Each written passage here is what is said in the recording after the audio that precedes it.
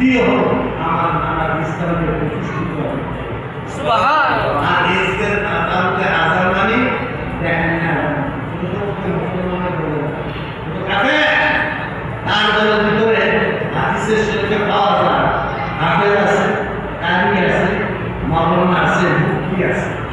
বিশাল সন্দেহ করে হাফেজ আছে, কারি সাহেব আছে, মুফতি আছে, এই কইছে এত তাড়াতাড়ি ইমাম হুসাইনের কবর দেখতে আমি হাতে আমার আসলে নামাজটা দাদা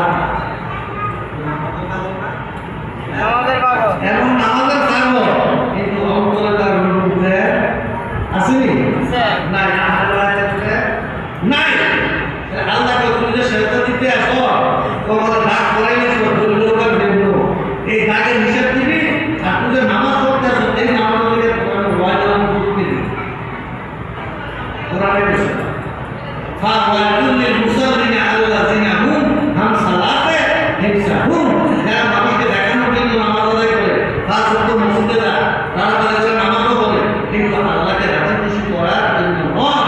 যদি আল্লাহকে রাজি খুশি করার জন্য তারা নামাজ পড়তো সেরকম বিরোধিতা করতো না, আহলে বাইতের বিরোধিতা করতো না, তার ভিতরে কোনো প্রেম নাই, আহলে বাইতের মহব্বত নাই, মানুষকে দেখানোর জন্য ওই এসে যেমন মানুষকে দেখাইছে আমি নামাজ পড়ি আবার কি করছে ক্ষমতা এসে মদের আড্ডা বসিল তারপর আগুন লাগাই দিল উল্টো করে মানুষের দোয়া করে মদিনার মসজিদ বন্ধ করে দিল। ঠিক না তারা মুসলমান কয়েকজন রাজা আসল না আছে একটা ইসলামও আছে ঠিক না জি আসেনি পাইছি আমরা আমরা তো পাই এটি কোন ধরনের এই জন্য হাউসে কাকা কাছে জিগারি আর বুনানি না পেল আপনাদের জানা আসুন তিনি কিতাব লিখেছেন শিরুল আসরা।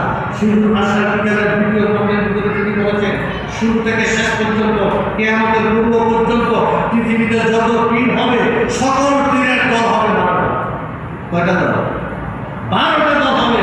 এই 12 দলের মধ্যে 11 দলের পীর ভক্ত সহ কানা বলবে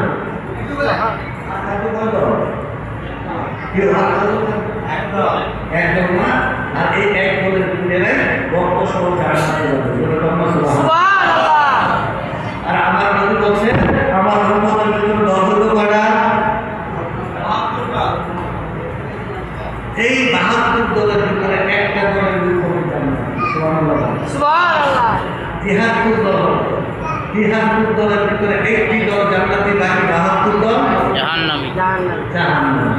তাহলে এরকম দেখেছেন আমরা সুন্নি যারা আছি তারা সংখ্যা কম আর ওয়াহাবিরা দল আইতে হ্যাঁ হাজার হাজার। ঠিক না ঠিক? আমার কথা কি খারাপ লাগে?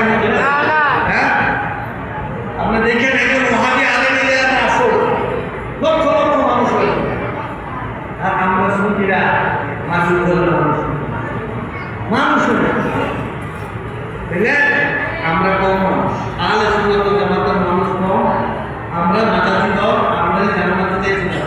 তো তাদের ভিতরে নবীর প্রেম না, নবীর প্রেম যদি থাকতো তাহলে তারা তো না ইমাম হাসান তাদের ব্যাপারে উদ্ধার ভিতরে আছে না আছে উদ্ধারের পরে এই দুজন জান্নাতে সর্দার ইমাম হাসান সরকার আর দুই ভাই জান্নাতে সর্দার। এই যে আমাদের মানে আমাদের সামনে যে বুড়া মানুষই আমরা আছে আমরা বুড়া মানুষ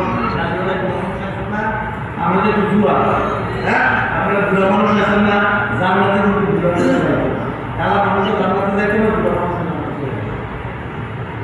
রাগেছে কেন না কালা আবার দেখে সুন্দর আমাদের টেনে দিয়ে দেবেন না ওটা কালা আমাদের জান্নাতে যাইতে না আমরা সুন্দর জান্নাতে যাইব হ্যাঁ টেনে করেন না বুড়া মানুষও যাইতে না তারা জান্নাতে যাইবে জান্নাতে যাওয়ার সারা দেওয়ার সাথে সাথে যুবক হয়ে জান্নাতে যাইবে সুবহানাল্লাহ। বুড়া মানুষই জান্নাতে যাইব যাইব সব সাদা হয়ে যাবে অর্থাৎ যুবক হয়ে যায় জান্নাতের কোন যখন যুবক হবে তো ওই যুবকদের সর্দার হবে ইমাম হাসান ইমাম হুসাইন। সুবহানাল্লাহ। দুনিয়া থাকতে তো জান্নাতের খবর পাবে ঠিক আছে ঠিক তাহলে তাদেরকে কত করে শহীদ করে তাদের সাথে জান্নাতে হবে না। একটু বিজ্ঞানটা প্রশ্ন করে তাহলে ওই দরজাটা কেন পছন্দ করে?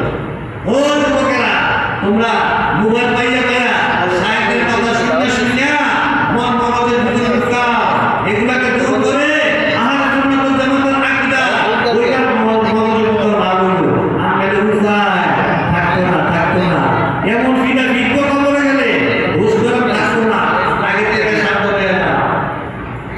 সুন্নির দলে থাকো, নবীর দলে থাকো, আহলে বায়াতের দলে থাকো।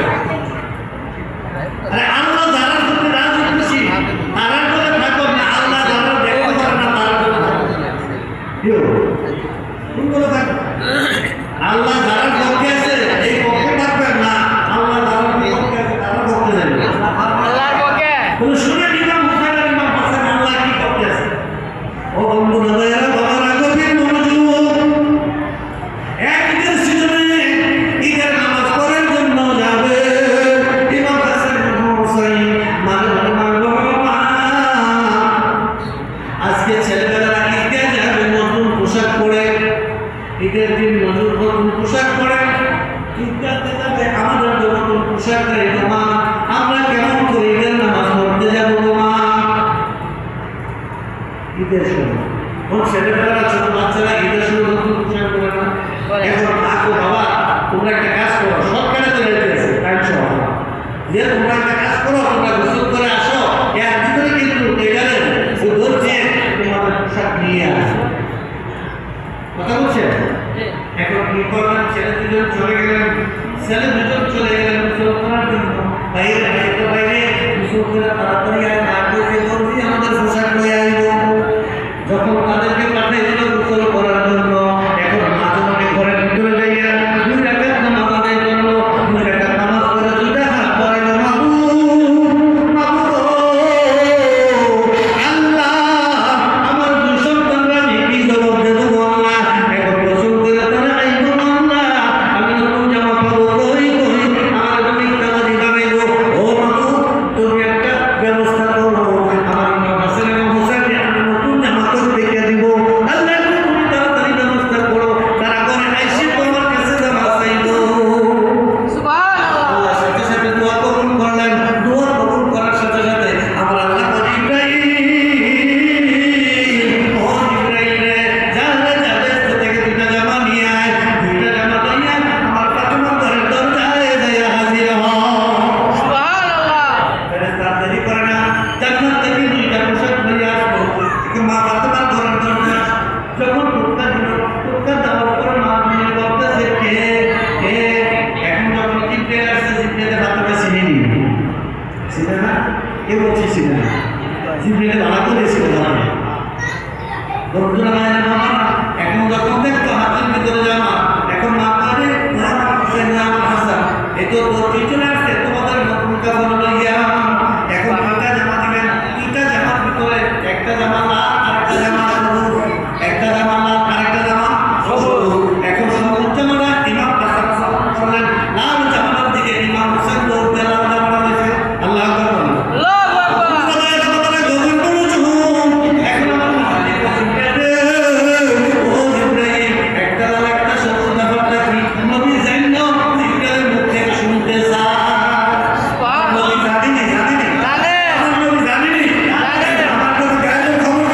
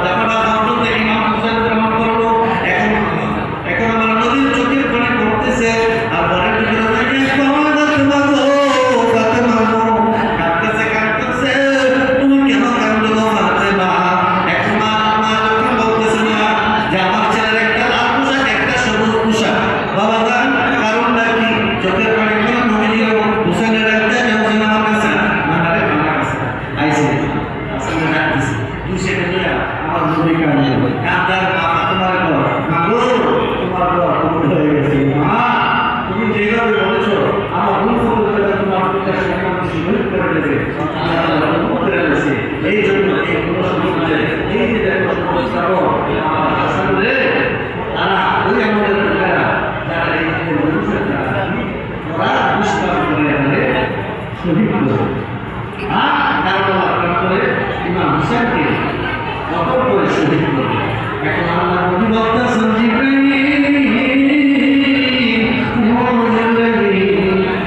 কারবালার মাটির কেমন আমাদের একটু দেখাইতে পারবেন কোন মাটিটা তুমি আমার মাটি এনে শোনাইব মাটিটা আমি একটু দেখতে চাই এখন ঠিকটাই কলকের ভিতরে কারবালার করে আসে এক পুষ্টি মাটি লইয়া আল্লাহ নবীর সামনে হইয়া কলমে দিব ইয়া রাসূলুল্লাহ এই যে আল্লাহ কারবালার মাটি আমার নবী মাটিটা হাতে নিয়ে নাকের মধ্যে যখন বিরাজ শুনতেছে চিল্লাতে বলতেছে জিব্রাইল